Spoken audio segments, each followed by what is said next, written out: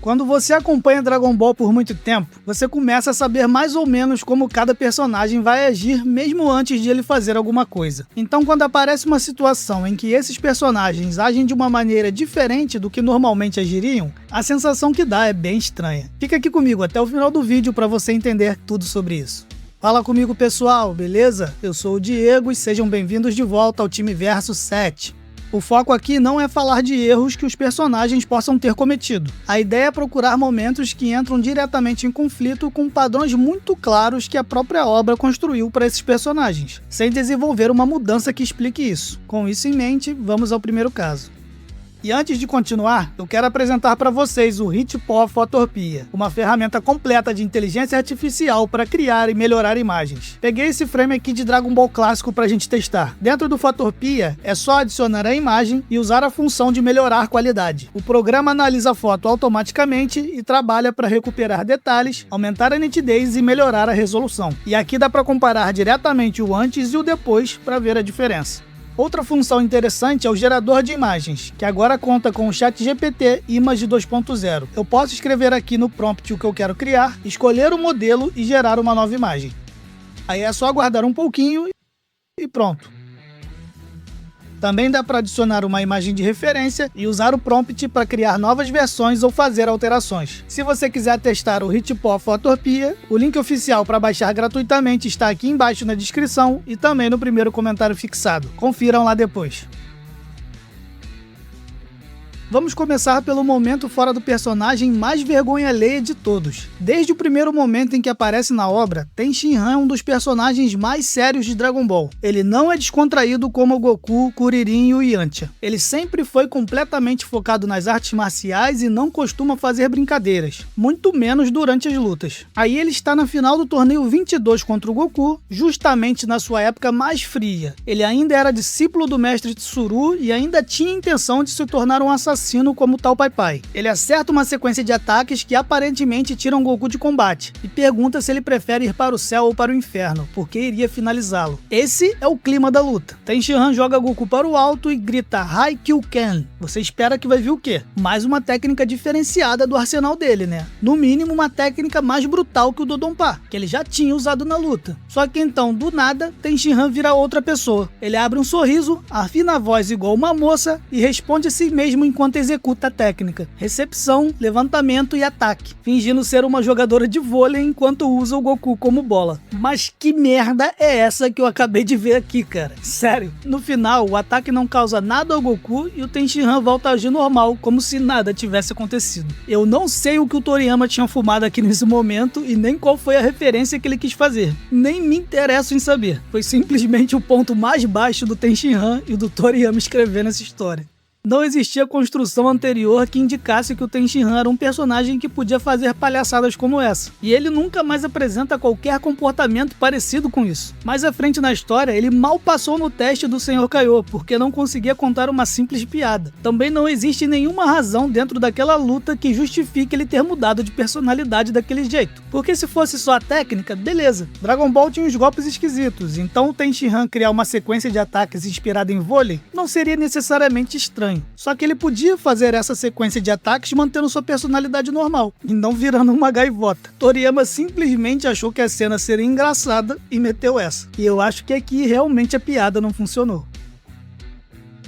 Outro momento que eu sempre achei esquisito pra caramba acontece durante a luta de Goku e Cell. Isso aqui passa muito despercebido. Depois de se regenerar após ter recebido o Kamehameha, Cell e Goku voltam ao combate corpo a corpo. Em determinado momento, Goku recebe um golpe de Cell e é jogado pra longe. E pra revidar, Goku começa a disparar uma quantidade absurda de ataques de energia em sequência. Aquilo que ficou conhecido como a técnica do Vegeta. Ele mantém os ataques por um longo período de tempo, até que o Cell usa a barreira para se livrar da sequência de ataques. E depois disso, o Goku se mostra bem exausto, tanto que logo depois desiste da luta e chama o Gohan.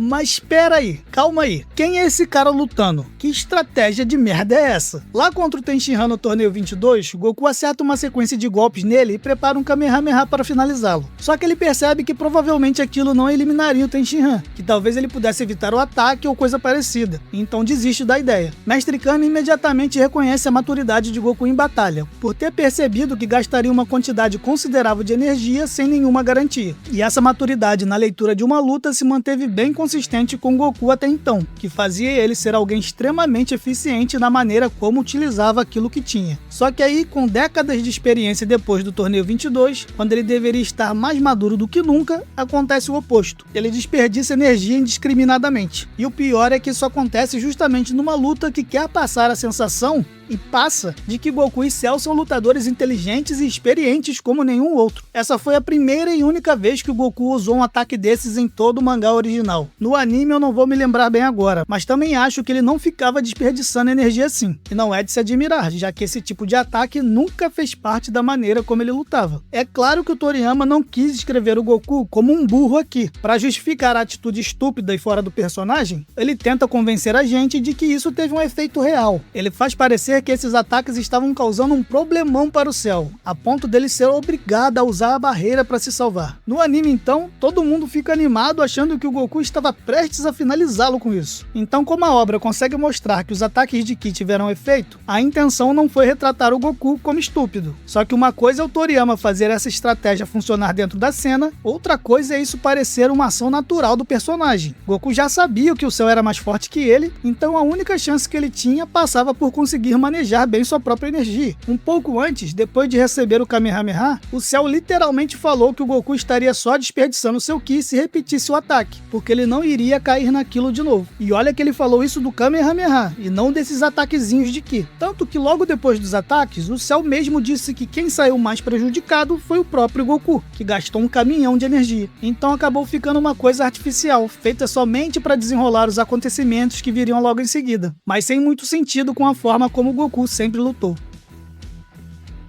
Outro momento muito fora do personagem acontece no Torneio do Poder do anime, quando o Goku decide usar a Genkidama contra o Jiren. Nesse momento, praticamente todo o universo 7 ajuda doando energia. Gohan ajuda, Piccolo ajuda, Kuririn, Tenshinhan, Mestre Kami, 17, 18, até o desgraçado do Freeza ajuda. Só que sem nenhuma explicação, Vegeta simplesmente diz que não vai ajudar Kakaroto e não doa sua energia. E isso não faz nenhum sentido com quem Vegeta era nesse ponto da história. Esse comportamento até combinaria com uma versão antiga dele. O Vegeta da saga dos androides, por exemplo, colocaria o próprio orgulho acima de uma estratégia apenas porque não queria ajudar Goku. Só que esse não deveria ser mais aquele Vegeta, porque a saga Buu já tinha levado esse comportamento ao extremo e depois feito o Vegeta superar esse tipo de orgulho. Quando o Vegeta aceita o controle de Babidi, toda aquela rivalidade obsessiva chega ao ponto mais alto. Só que a partir do momento em que ele começa a enfrentar Goku até o final da saga Buu, Vegeta passa por uma mudança enorme, já começando com ele assumindo a responsabilidade pela libertação do Buu e se sacrificando para consertar seus erros, até que chega a batalha contra Kid Buu. Vegeta deixa o orgulho tóxico para trás e finalmente mostra sua admiração por Goku, reconhecendo que ele era o melhor. Ele acaba construindo toda a estratégia de vitória em torno do Goku. Ele pede que todos os habitantes da Terra entreguem energia para o Goku e fica irritado quando as pessoas se recusam a colaborar. Depois, enquanto o Goku ainda preparava a técnica, Vegeta enfrenta Kid Buu mesmo sabendo que se morresse ali, deixaria de existir completamente, já que ele já estava morto. Ou seja, no final da fase Z, já estava completamente estabelecido que Vegeta conseguia aceitar que Goku fosse a melhor opção e fazer a própria parte para ajudá-lo, e até mesmo não hesitava em dar a sua vida para isso. E é justamente por isso que essa recusa dele no Torneio do Poder parece uma regressão, até porque o próprio Super já tinha mostrado diversas vezes ele colocando outras coisas acima do orgulho. Esse é o Vegeta que se humilhou diante do Beerus tentando impedir que ele destruísse a Terra. Esse é o Vegeta que pouco antes do torneio nem queria sair para treinar porque a Bulma estava prestes a dar à luz. Se eles perdessem o Torneio do Poder, sua família e tudo que ele passou a valorizar durante todo o seu desenvolvimento seriam eliminados. E aí o anime do Super simplesmente pega esse mesmo Vegeta, sabendo de todos os riscos, e faz ele ficar de braços cruzados vendo a Genkidama se formando e faz ele se recusar a ajudar. Isso aqui é mais uma das evidências de que quem escreve Dragon Ball hoje em dia não conhece Dragon Ball. A impressão que essa cena passa é que alguém no estúdio perguntou: "Ei, fala uma das características aí desse tal de Vegeta pra gente criar o episódio." Aí o outro respondeu: Vegeta é orgulhoso, Vegeta é rival do Goku. Pronto, foi suficiente. E esqueceram de considerar toda a evolução dele até ali. Porque eles não sabem, mas existe uma diferença gigantesca entre ainda querer ser um rival para o Goku e se recusar a ajudá-lo quando a própria família pode ser apagada do universo. E a Saga Buu já tinha mostrado onde esses limites estavam. Ah não, mas você não entendeu, o Vegeta não sei o que, o Super não sei o que lá. Irmão, para. Até o Freeza entrega energia pro Goku. Sim, o Freeza, o cara que odeia o Goku e que quase morreu pra uma Genkidama, decidiu ajudar, e o Vegeta não. Mais uma cena completamente artificial e fora do personagem. Até porque quando ele é eliminado depois, ele entrega a sua energia restante pro Goku.